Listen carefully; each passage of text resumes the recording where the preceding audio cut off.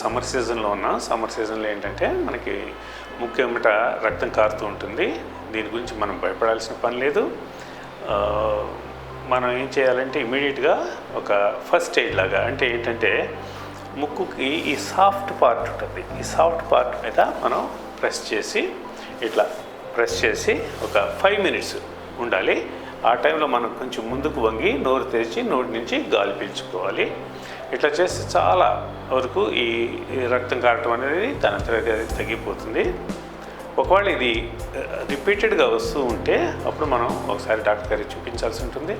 Doctor గారు టెస్టులు చేస్తారు, రక్తానికి సంబంధించిన జబ్బులు ఏమైనా ఉన్నాయేమో చూస్తారు.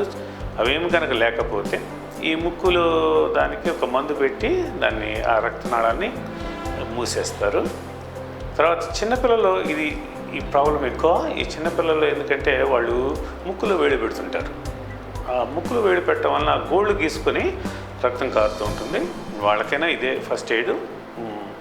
ముక్కు మూసేసి సాఫ్ట్ పార్ట్ నోరు తెరిచి గాలి పీల్చుకొని ఒక 5 నిమిషాలు ఉంటే తగ్గిపోతుంది.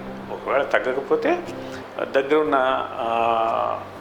హాస్పిటల్కి కానీ ఈఎన్టీ డాక్టర్ గారిని తీసుకెళ్తే వాళ్ళు దాన్ని టేక్ కేర్ చేస్తారు. కంగారు పడాల్సిన పని ఏం లేదు.